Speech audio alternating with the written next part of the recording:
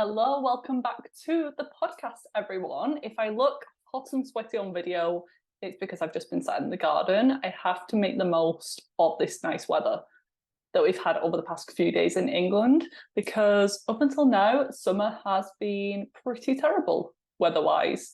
Life-wise, pretty good, but weather-wise, it has honestly felt like winter some days with the amount of rain, how cold it's been, just so miserable and dark.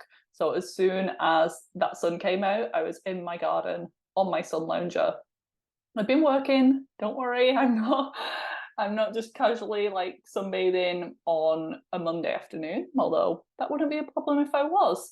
I have just been enjoying my garden because this is one of the main reasons that I wanted to get a house and to get out of my flat, is because I appreciate being outside so much. I love the sunlight, getting my vitamin D. I know all of the benefits. If you can hear whistling in the background, that's my dad. He's actually doing the garden and yeah, he's having the time of his life. He's just chased the ice cream man down the street.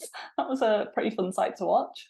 But today's episode is on the root causes of disease. I really wanted to get this episode out to you, and it's because it's going to be like a general overview, because I do believe that some people are lucky enough to just switch their diet up, eat a bit healthier, and the skin issues go away, or they just need to go to bed a bit earlier and the fatigue issues go away. But I'm guessing if you're listening to this, or if you're one of my clients, or yeah, you're listening to podcasts about health, that's probably not you. That's why you're searching and still seeking, is because you're doing, quote, all the right things, you're doing it all, and you still feel bad, you're still struggling with symptoms. That's where I come in, and this is the type of work that I do with my clients.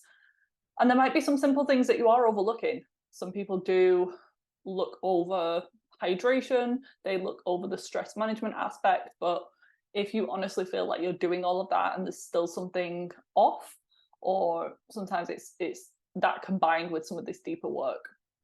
For example, if you're trying to manage your stress every day, but you have this chronic hidden stressor inside, and these are all of the things that I'm going to be talking about, because stress is this umbrella term.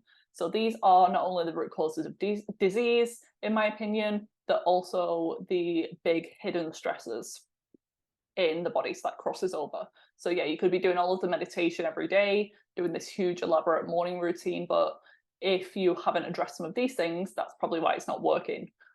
Or it helps you, but for the rest of the day, you're still stressed and anxious and running around like a headless chicken, because some of the imbalances in your gut, for example, can affect your neurotransmitters. So that's why it's not 100% effective. So it may be that you need to address some of the basics still, and you're just looking to deep into other things. Maybe it's you need to do more of the basic stuff, but it could be that you need to do the basic stuff along with some of this deeper work for the full resolution of your health issues. So the symptoms that could be as a result of all of these things, we're going to go through each one. I would say that there are 5 root causes, or 5 hidden stressors when it comes to disease or disease, whatever you want to call it. And it can manifest in many different ways. So we're going to go through each one. I'm going to cover some common symptoms that you may be experiencing, and it will probably be a bit repetitive because they can cross over, but I'll give you some kind of telltale or pinpoint symptoms and signs to look out for, or events in your health history that might put you at risk of some of these things, and how these things cause disease and how they cause imbalance in the body. And a little bit about what you could do for each of them, but I do have episodes on each of these individually over the past few years, so you can always search and go deeper for that. Or if you want me to do another episode, like a recap again on each one, I could definitely do that. So let me know, send me a DM. If you're enjoying the podcast, this episode, you think there's someone that you know could benefit from it, please send that, forward it on, or you can take a screenshot of you listening to it now, put it on social media, tag me. I would love to see you and what you're listening to, which episode, and if you're loving it. Anyway, let's get into the 5 causes of chronic disease. So the first one, this is in no particular order as well, is chronic infections. So these are infections that often go under the radar. They're called stealth infections. They're very sneaky, and they survive that way. So they go under the detection radar, and cause a lot of problems, and they suppress our own immune system a lot of the time, so we can't even fight them off. That's how intelligent they are. They can morph, they can change, they can, you think back to the whole COVID virus. I don't want to say it to flag all of these episodes, because they'll probably get taken down. But the reason that it became such a problem is because it kept mutating, and there were all of these different variants. And with these infections, sometimes it's not even the bug that's the problem, it's our immune response to that. It's the same with the CV virus. It wasn't the virus necessarily that was the problem, it was our body, because it was this new thing that we've never had before, and potentially a man-made artificial thing. Bit of a conspiracy, but yeah, I think there's some truth in that. It's our own immune system response that was causing the problems. It was causing the fever, the pain. My main symptoms were body pain and fatigue. I didn't really have the respiratory stuff because I got mine a little bit later, but that was my own immune system going a little bit crazy, and that's what it should do. It should have a reaction, give it a few days, your body mounts this fever to try and kill off the bug, and then it should calm down. It's when that doesn't stop, that fever, that inflammation doesn't stop, or it's when your body doesn't even mount a response, a strong response to it, and you're still having issues, but it's just at this lower grade level. So you're not having massive like cold flu symptoms or viral symptoms or fever, but you're having chronic fatigue, chronic digestive issues, chronic skin issues instead.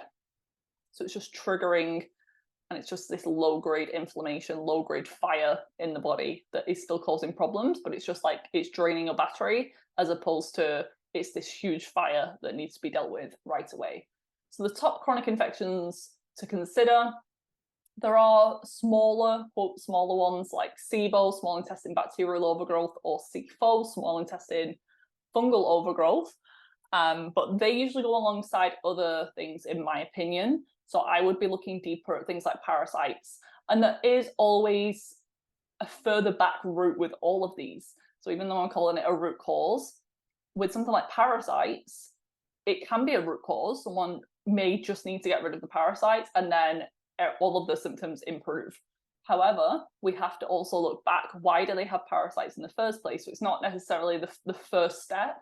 We have to look what was going on around the time of exposure.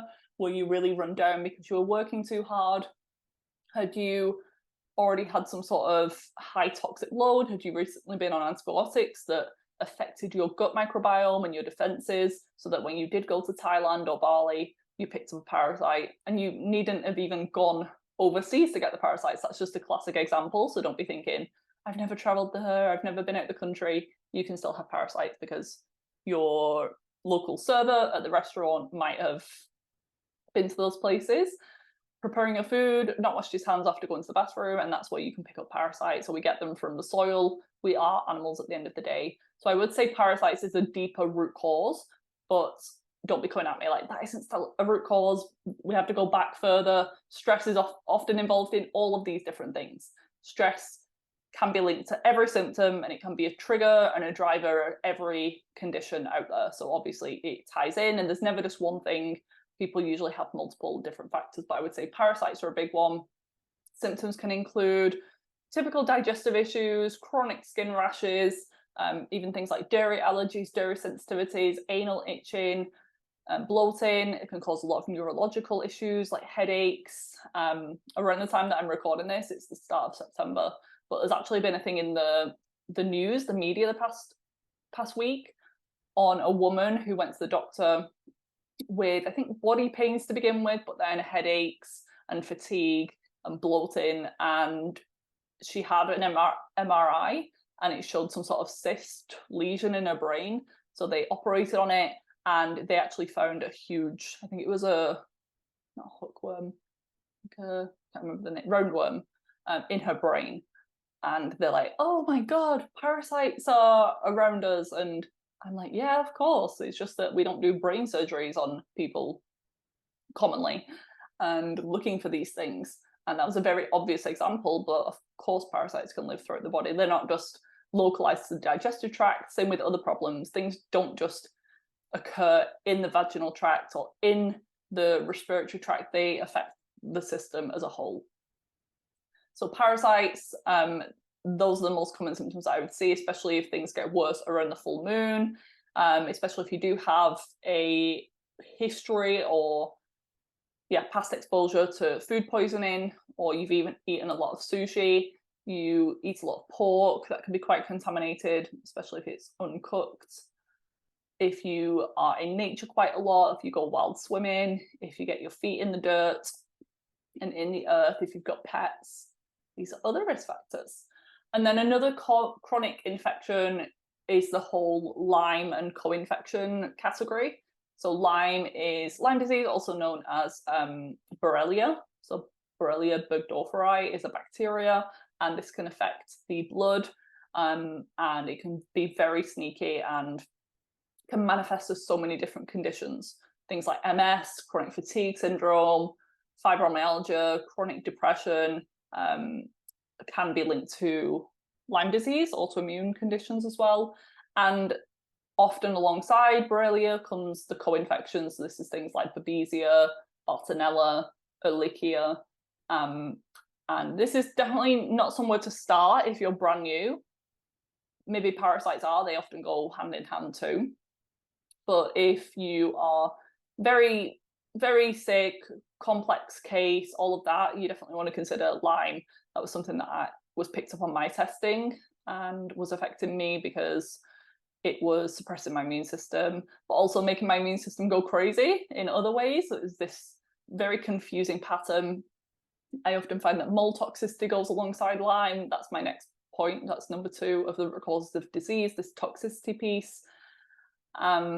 So yeah, Lyme and co-infections. Symptoms of that, going to see stubborn symptoms, chronic fatigue, migrating joint pain is one with this. So that means that it moves around the body.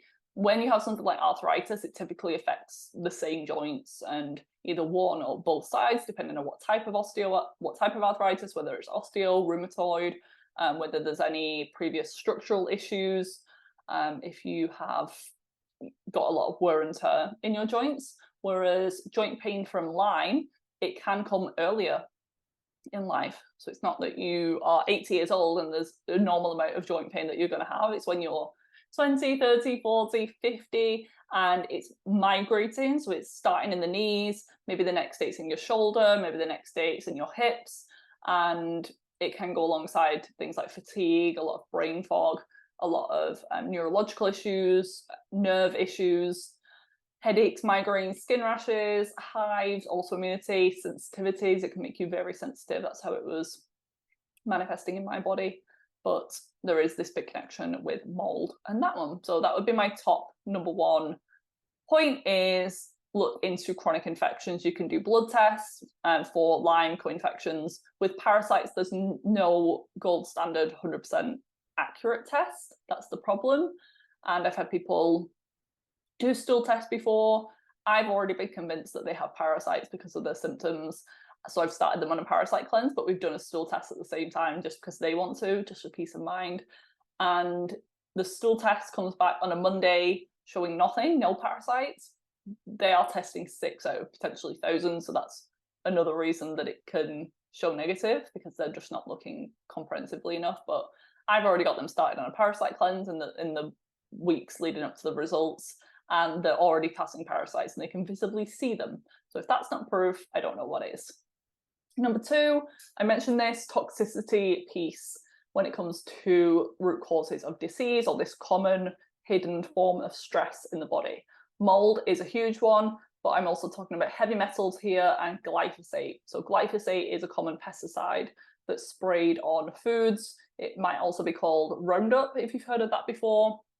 There are actually court cases and people like companies, Monsanto being the main one, being sued, I think for millions, or I don't know if it was a billion, maybe, yeah, definitely millions of dollars, because there's these groundskeepers in the US who are using it to keep the schools' lawns and everything tidy in the gardens, and they're spraying that all day every day, and they're convinced that that's what's caused the non-Hodgkin's lymphoma, and they've actually been paid out and they actually won the case because it's been proven that it does cause cancer, but we don't hear this.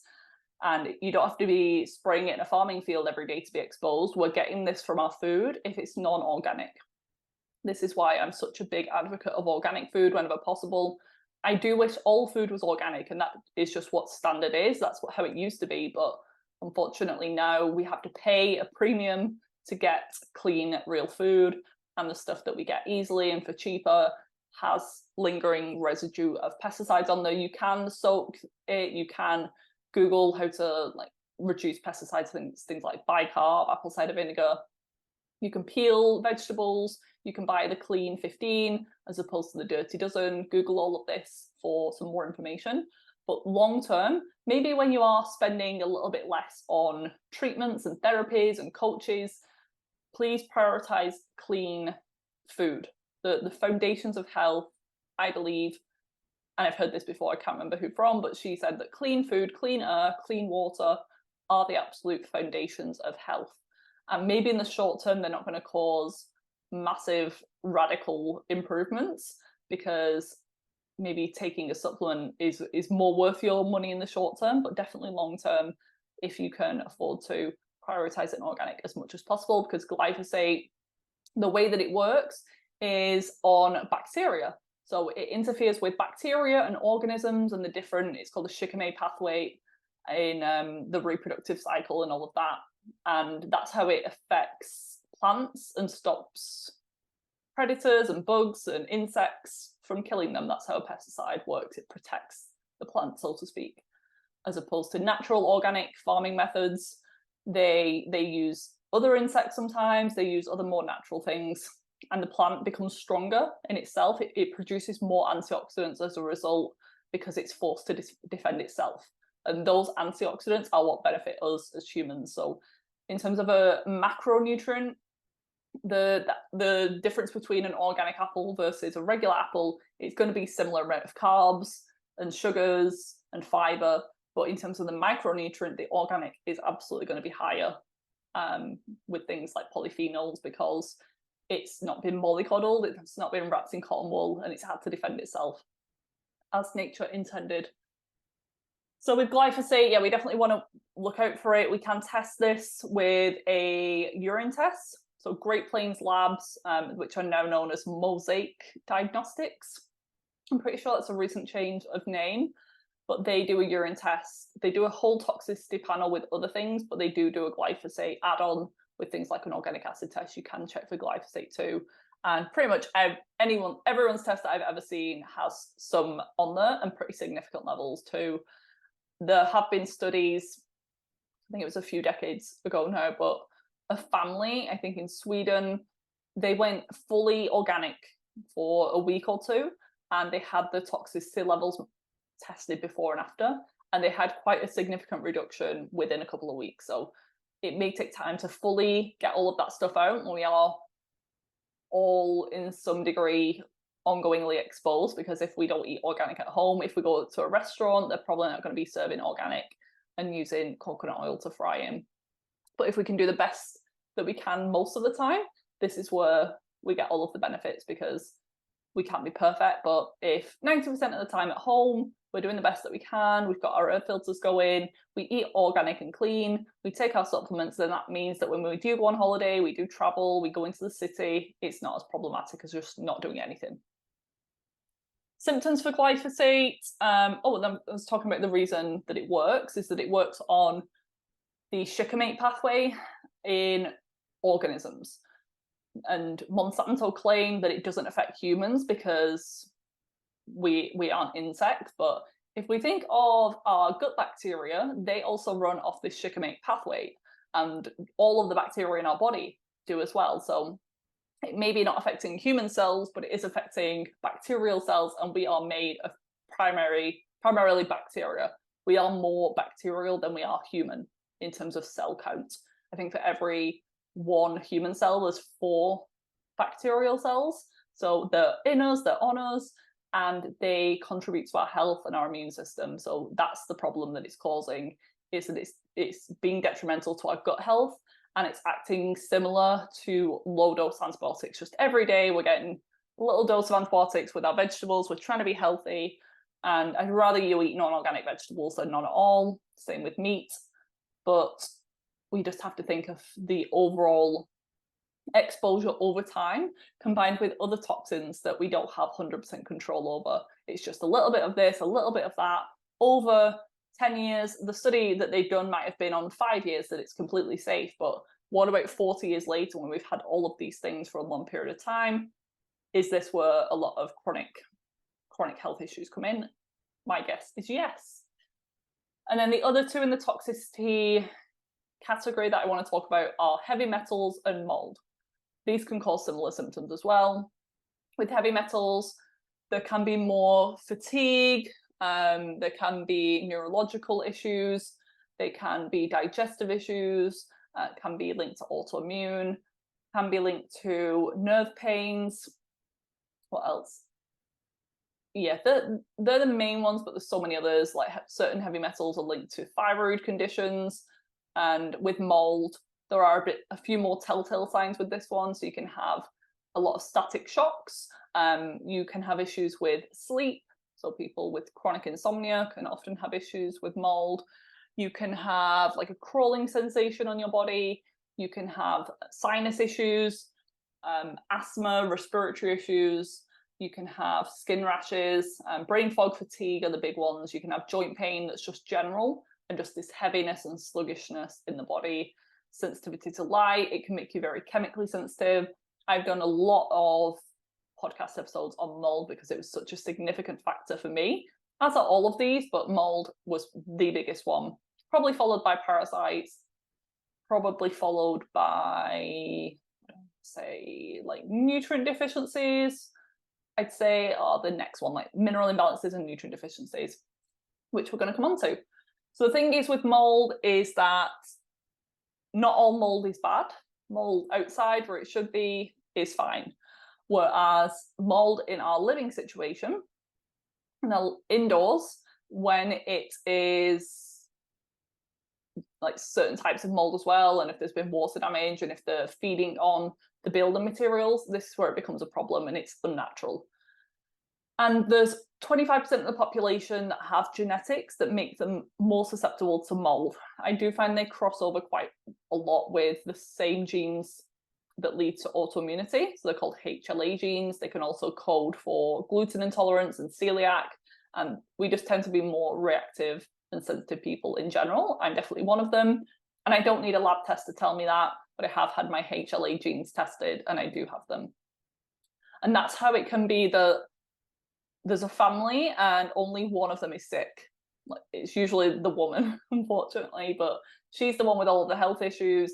Everyone else in the house is fine. The kids are fine. The husband thinks she's going crazy because she has all of these symptoms. She's claiming it's the mold, but it's completely invisible, doesn't smell. They have no history of water damage or exposure, but it can still be there.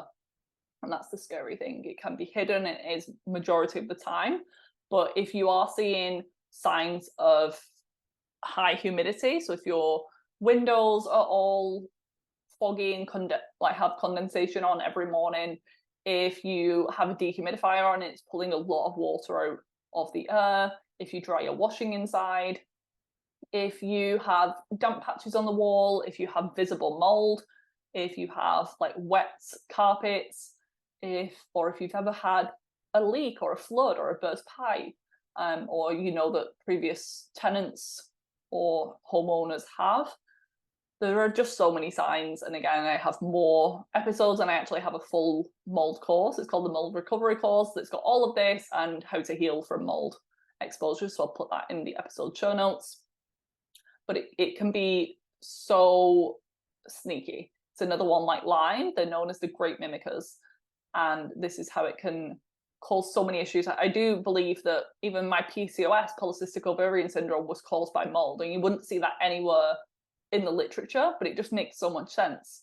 Mold caused a lot of inflammation, it caused a lot of stress, and it caused my metabolism and my liver and my complete hormone system to be messed up.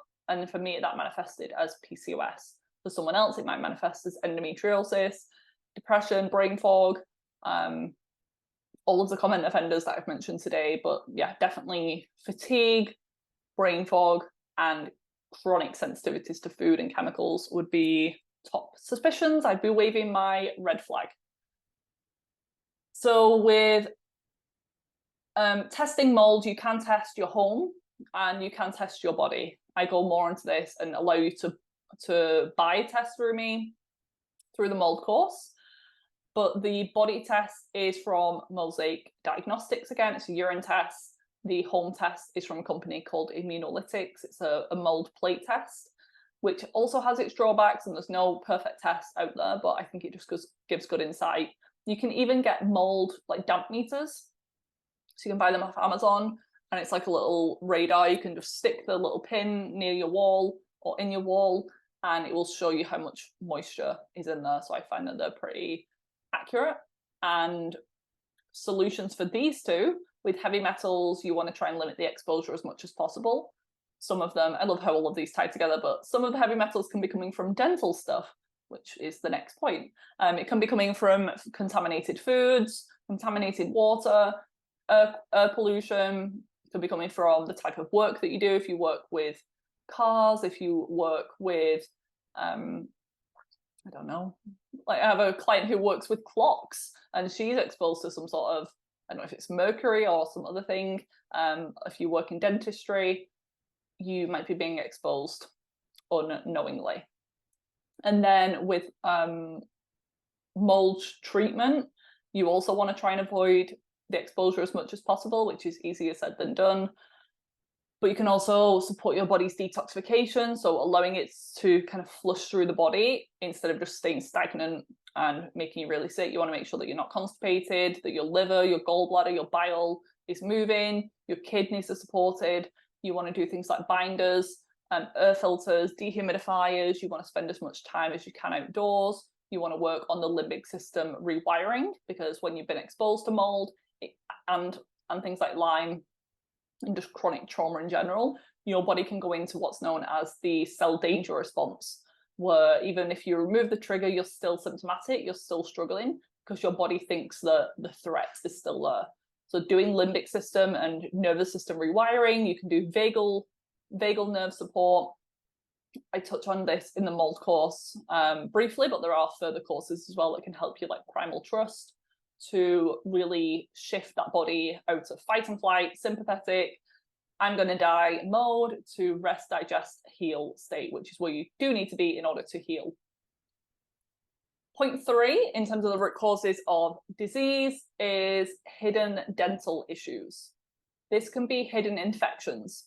So certain bacteria that live in the mouth. It is a two-way street from the gut to the mouth and the other way around too. So if you have imbalances in your gut, you've probably got imbalances in your mouth. A common example is H. pylori, Helicobacter pylori. It does live in the stomach, but you also produce things like saliva, which can hold H. pylori as well. So if that's a really stubborn infection and you haven't addressed the oral piece, that may be why. With every client going through a gut protocol, at one time or another, I am going to give them tips to help with their oral health. So switching up the toothpaste, some people need to go on a biofilm disrupting toothpaste to really clear out chronic infections. Do things like tongue scraping, flossing, water pick, rinsing your mouth with water after every meal to start to shift that microbiome, because all our microbiomes are interconnected. These rainforests of bacteria doesn't just live in the intestines, it lives in the vaginal tract, the bladder, the skin, and the mouth. So we can't just locally treat one of them. There are special things that we can do in each one, maybe vaginal probiotics, maybe topical skincare tips, maybe oil pulling and all of that in the mouth, but it comes back to the gut a lot of the time. I'm working on that. So you might have hidden infections in your mouth, which can come just like other infections come. I had a wisdom tooth infection last year, I think like this month last year, and it was honestly awful. It was that my wisdom teeth for a few years now, they've kind of been coming up and down and they've never caused me problems. Once a dentist recommended that I had them out, but I just felt like, no, I'm not doing that. It's not necessary. And she was trying to push me. And I think her saying that I needed to be on antibiotics afterwards or before preventatively, I can't remember, that really made me like, no, I'm not going to do that. I'm not taking antibiotics for no reason, just in case I get an infection. The teeth don't even need to come out. And I think one day my wisdom tooth was like poking through, and a raspberry seed got into the skin, and it caused an infection, and it was so bad I couldn't even open my mouth, I couldn't eat, just severe pain, which homeopathy ended up clearing. I have an episode on that from last year, so you can go back and listen. But that was an infection in my mouth. And sometimes if that doesn't fully heal, it can just linger and not cause as many obvious symptoms, but just make it so that over time you don't feel as good. It's just another thing draining a battery. Imagine having 100 tabs open on your iPhone or your desktop, which is like me. My boyfriend would be laughing. He's like, yeah, that's exactly what you do. But it just drains your battery, and it means that you're not living up to your full potential because there's something just robbing your energy constantly. Another thing is if you've had teeth removed, previous extraction sites, they can be prone to infections and imbalances afterwards. I think the name of the condition is called dry socket, where people run into issues after having their teeth removed, but I think it's much more than that. I think there's many more problems, and it may not cause the obvious dental symptoms and oral health issues. You might not have bad breath, you might not have bleeding gums, but these are classic signs. So if you have any of those things, wobbly teeth, easily bleeding gums, teeth discoloration, bad breath, you probably have some dental issues going on. But even if not, it's like people with digestive issues, they might not have bloated and IBS. Their symptom might be their skin is really bad. So someone with oral health issues, they might have cardiovascular issues or chronic inflammatory markers being elevated, or autoimmune thyroid conditions. Just because you don't have a symptom in that place doesn't mean that that's not a problem. That's a big takeaway from today. Another issue with the dental component is metal fillings, amalgam fillings, or just metal in your mouth in general. I also did an episode, I feel like I've just documented everything that I've tried or everything that's benefited me, or a breakthrough moment on this podcast. Yeah, plenty of episodes to go back to, but I remember sharing how after having braces on for 2 years, 2.5 years, the full train track metal ones a few years ago, I think I got them in 2019. That's when, after removing them, because I'd done my time and my teeth were straight, I noticed that my histamine reactions significantly lowered after doing that. And it's because my body was already in this more sensitive place. I was already prone to being reactive because of my exposure to mold previously. It just made my immune system go a little bit crazy for a while. I was reacting to all sorts of foods and chemicals, but even metals. So I had this metal in my mouth every day that my body was reacting to. And it's also like an antenna for EMFs, 5G, Bluetooth. So if I work online all day, I've got metal in my mouth. It's similar to underwire bras. If you're wearing an underwire bra still, please swap that out. I shared on my stories a while ago people's recommendations, because I have small boobs, so I've never needed a wired bra, but people were saying, what do I do instead? So I did on my Instagram share, I think it's on the Q&A section of my highlights, some good bra recommendations if you are interested in that. But the metal, it kind of absorbs the electricity and the Bluetooth and the frequencies, and can just make your body more vulnerable to that. So if you have any like wires in your mouth, some people after braces have just a wire at the back of their teeth to keep them in place. I prefer to go with the plastic retainers, which aren't perfect, and they do get a little bit minging with cleaning, but I just use Retainer Bright, which is packed with chemicals. But if I rinse it off well, Cassie, my friend, she was the one who put me onto this, because yeah, I couldn't clean them properly with regular natural holistic things. So Retainer Bright is a godsend. I'll rinse it completely before I use it, but it keeps them spick and span. And metal fillings are a huge one. They're called amalgam fillings. That means an amalgam, a mixture of metals that they put into teeth. They used to do it way more frequently.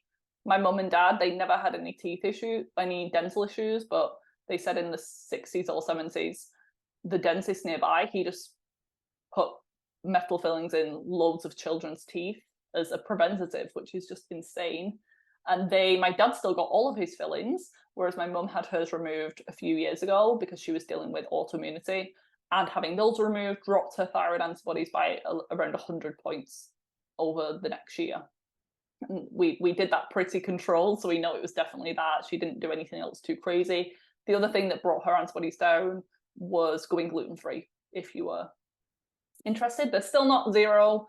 I think there's some lingering mold that hasn't been dealt with, but it's improved from where it was. So you might have obvious dental issues, as I said, but imbalances in the mouth can be linked to fertility issues and also cardiovascular issues. That's been shown in the research in science now. And it's because your mouth is a very vascular area. That's why they give certain medications in the mouth. You can rub it in your gums or even drugs. And it goes straight into the bloodstream. It doesn't even need to go through the digestive system. So that's why it can cause a lot of issues. Because if you've got an infection in your mouth or a lot of toxicity, it's straight into the bloodstream and it doesn't even go through your defense system first. So that's why it can cause a lot of cardiovascular issues as well. It's straight into the circulatory system and it can affect the heart over time. And another one with the dental, very last thing, is a root canal procedure. Some people have had root canals in the past. I don't know if they're called something different in the UK. Please let me know if so.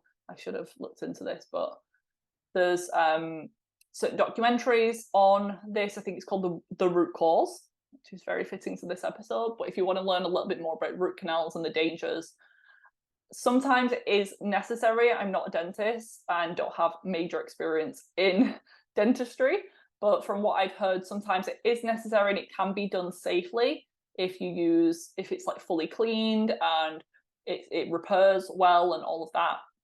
But basically with a root canal, there's dead tissue, there's a dead tooth still left in, and I think they just kind of do something with the nerve, like cut the nerve connection. But sometimes it is more beneficial to actually have the tooth fully removed, which if it's one of your front teeth, you're probably not going to want to do that. Whereas if it's one of the back teeth and it is causing problems, a holistic or biological dentist can help you to investigate this. So I'm going to move on to the next point. If you have any questions, please contact a holistic or biological dentist. There is a great one on Instagram called Ask the Dentist, and he on his website has a little search tool where you can find one near you. But the best one of the best ones in the UK that I know is Coach Royd Dental, and that's Dr. Seb Lomas, I think, and his team in that clinic. It's in Huddersfield in the north, if you were interested. Point number 4, the root causes of disease and hidden stress, is chronic stress and trauma. So I told you that all of these can cause stress and be linked to stress, and even with the dental connection, someone with braces might be absolutely fine, but if they've had major stress recently, it might be that break, like the straw that breaks the camel's back, overflows the inflammatory bucket, so to speak, and causes issues. So it usually comes back to stress in every single situation. There are in Chinese medicine different meridians and different chakra systems that can be linked to certain conditions. So stress regarding your sexuality, your finances, your feelings of security, your connection to the feminine and your mother can be linked to sacral chakra imbalances, which is in the pelvic area. People with a lot of uncertainty, a lot of worry, a lot of guilt, a lot of instability in their life. So if they've moved around a lot, if they don't have a secure job or home, can affect the gut. So these are just some examples. You can look more into that. Thyroid issues can be linked to not speaking your truth, not asking for what you need, not standing up for yourself. So it's that whole voice, throat chakra connection.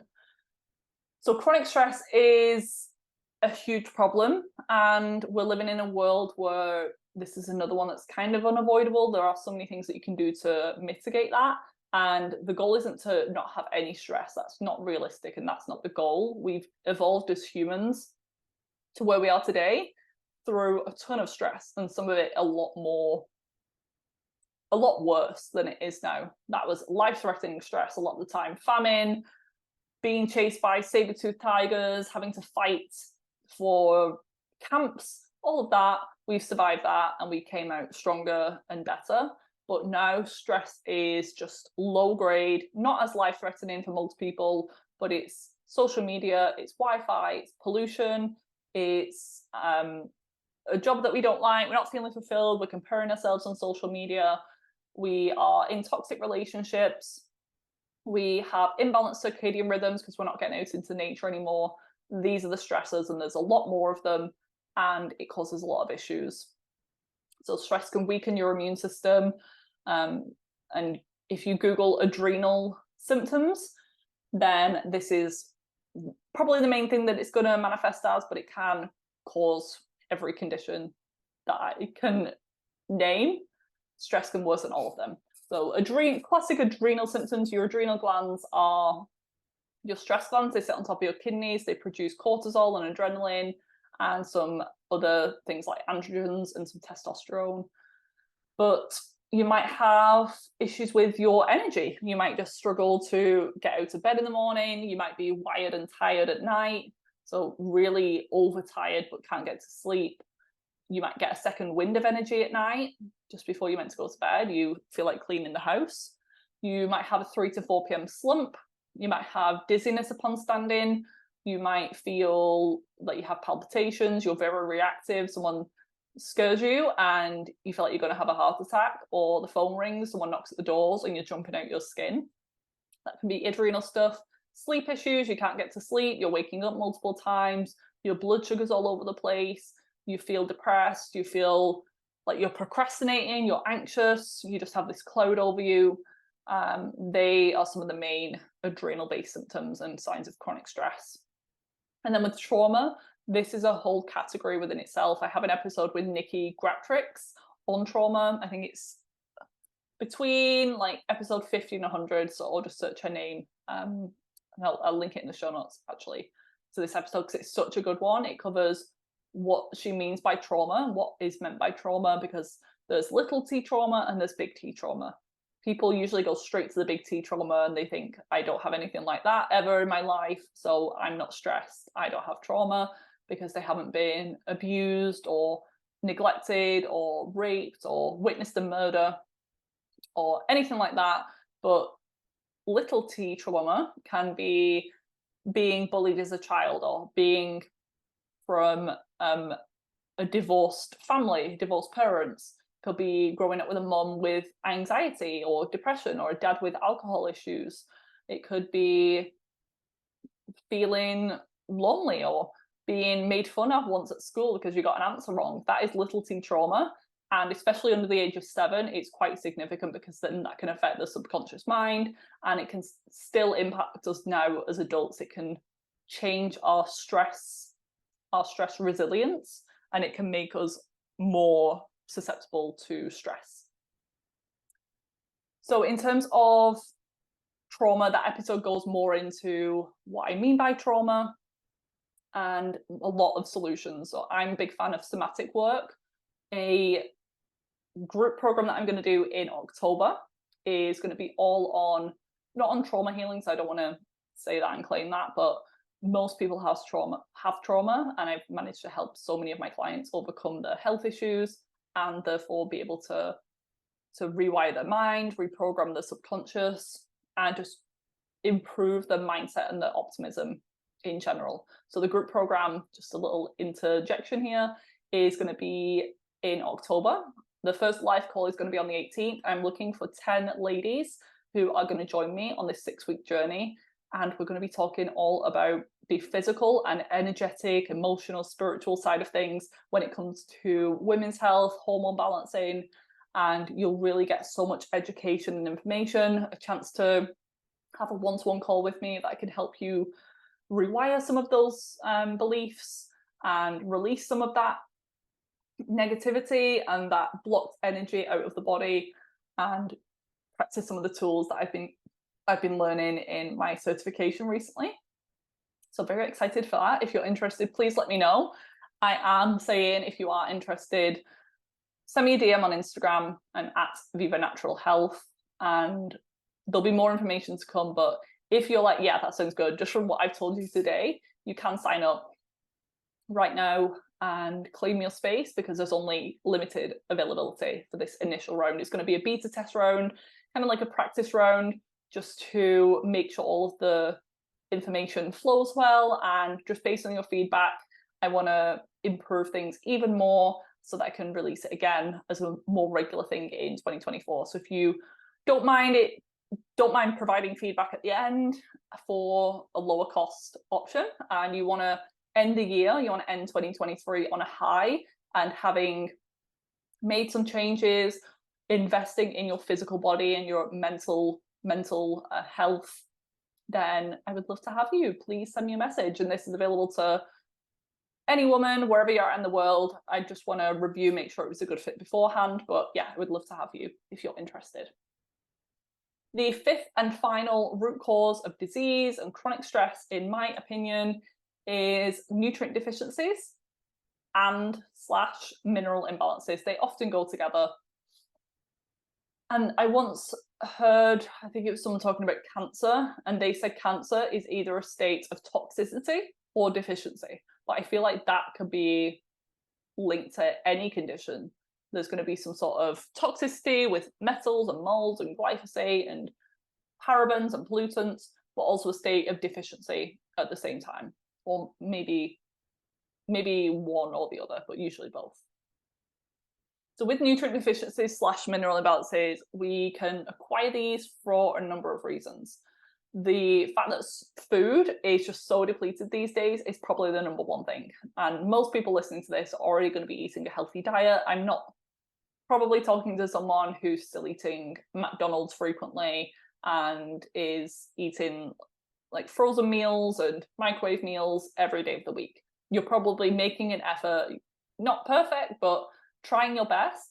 But even with the best diet in the world, you're still not going to be getting all of the nutrients that you need, unfortunately, because of soil depletion, which is very sad. There's been these comparisons where they've tested nutrients in an apple or orange now versus 50 years ago, and it's just insane. We'd need like a bag or two of oranges to get the same vitamin C and other nutrients and antioxidants as we did 50 years ago, because of pesticides, because of farming methods, because the soil is just so overworked, and we're flying things in from halfway across the world these days. We're not eating seasonally or locally anymore, or I would hope that you are. I try to do my best with that.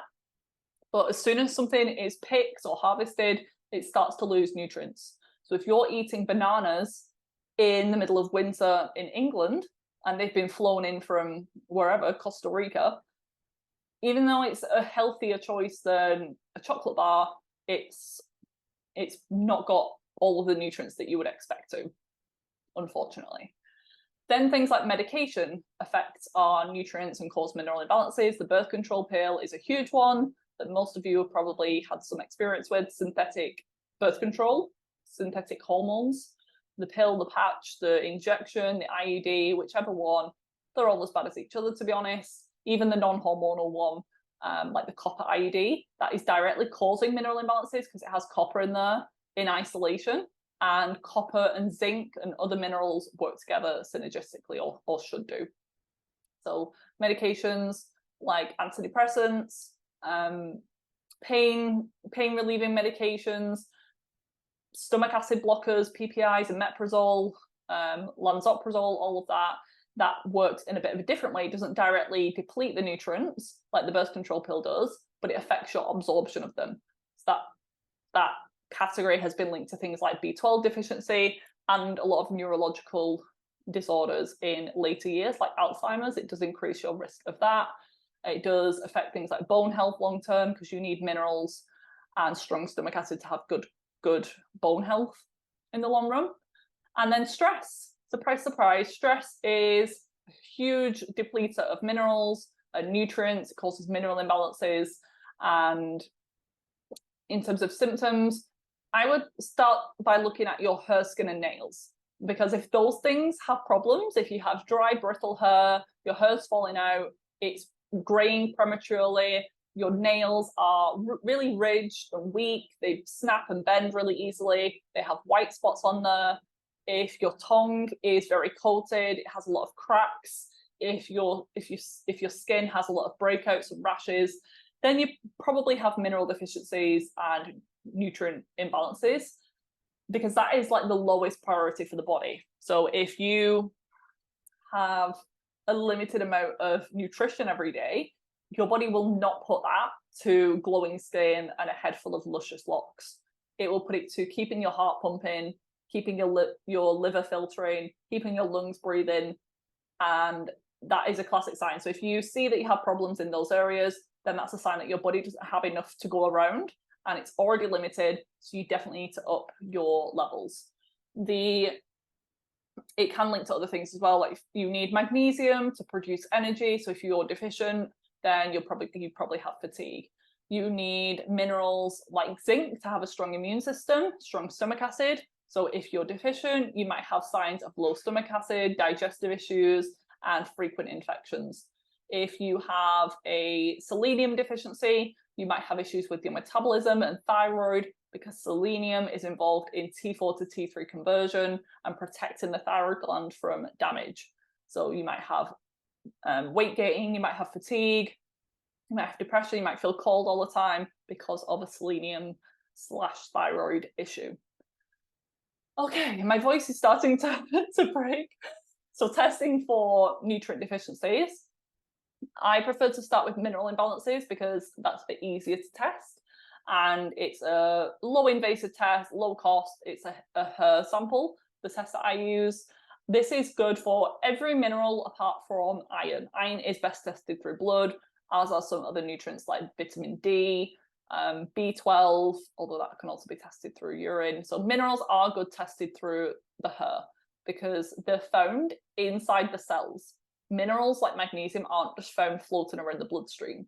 So if you test your blood and see, oh, it's normal, that isn't true, because magnesium shouldn't really be found in the bloodstream. It's inside the cell. Your hair is old cells that your body has kind of gotten rid of. So that's why we test like 1.5 inches of hair with a HTMA, and that will show me how nourished your body was for the 3 months prior when it was still inside of your body. And that's looking intracellularly. So HTMA is great. I do have a mineral course that I open a few times a year. It's called I'm Balanced. There might be another round of that towards the end of 2023. If not, just because I've got this group program coming up, it might be early 2024. So just stay tuned if you're interested, because in that you get access to a HTMA and I teach you how to interpret your results so that you can balance things naturally, both now and into the future. You can just keep doing a mineral test once or twice a year. And it's low cost. It's less than £100 at the moment. It's £99 to do so. And we want to know exactly which minerals we're imbalanced in before we start supplementing. So instead of just listening to what I say and thinking, great, I'll just take a multivitamin just to get all of my needs, I would not recommend that, because a lot of the multivitamin options are pretty bad and you don't know exactly what your body needs. So it could have too much of one thing and not enough of the thing that you actually do need. And the doses of certain nutrients in a multivitamin is just too low to actually make an impact. So if you have a severe magnesium deficiency and you're just taking a multivitamin and it has a little bit of magnesium in there, it's not really going to do much. And you could actually be making that magnesium deficiency worse if it has some of other nutrients in too high of a dose. It is a balancing act. An organic acid urine test can also be useful with certain nutrients, things like B vitamins, folate. We can look at glutathione and antioxidant status through a urine test. I offer this with my one-to-one clients. And then blood is good for iron, vitamin D, some of the B vitamins can be useful. So I'll just quickly share how all of these affected me. I've just touched on some as we've gone through, but what I experienced was probably I was in a state of nutrient deficiency to begin with in my late teens, because I wasn't knowledgeable about nutrition. I was just kind of eating the same foods all the time, low quality. And then my body went through a state of stress when I started dieting and over-exercising. I was also living in mold at the time, but if my stress levels would have stayed fine and I hadn't gotten digestive issues and stuff later on, I probably wouldn't have had as many symptoms from the mold as I did. I probably could have tolerated a bit better, but so many things happened in a short period of time, it was no wonder that my body freaked out. So I was living in mold. That was affecting my toxicity piece. It was causing nutrient deficiencies. It was causing chronic stress in my body. It was breeding fungal overgrowth internally. It was suppressing my immune system, making me more susceptible to Lyme disease. It was making me more susceptible to parasite infections. I'd also gone on the pill, so that messed up my gut. It was causing further mineral deficiencies, nutrient deficiencies. It was acting like a low-dose antibiotic in my gut, weakening my good bacteria. And I also had a lot of stress because of my symptoms, being a like young adult and coming from a teenage, like all my teenage years, I didn't have any skin issues, I didn't have any hair issues, I was pretty self-confident. But then I really started to stress my body through over-exercising. I just got caught up in the whole body comparison and social media and comparing myself to like Victoria's Secret models, even though my body shape is not, like, I'm tall, but my body shape isn't the same as theirs. So I fell into that trap and had a lot of symptoms as a result. So then I had the stress and trauma of having chronic illness for years and not being able to live my life to the full and feeling so left behind and like still living at home with my parents and not having a job that I loved at the time. That was all affecting me. And I also had issues around feminine energy. I've spoken about this a few times, but losing my period and being on the pill for a couple of years, that messed it up, just with the conditioning that I've had passed down to me in terms of periods and sexuality. That also affected me. And then I've had some other stresses in my life that I've had to process and work on. And then more recently, it's been the heavy metal exposure from braces, although I did have braces when I was 14 as well, so that maybe played into it too. But my body was already so sensitive at this point when I had the braces on for the second time. It didn't cause a massive change of symptoms putting them on, but having them taken off, I was like, wow, I do notice a difference actually.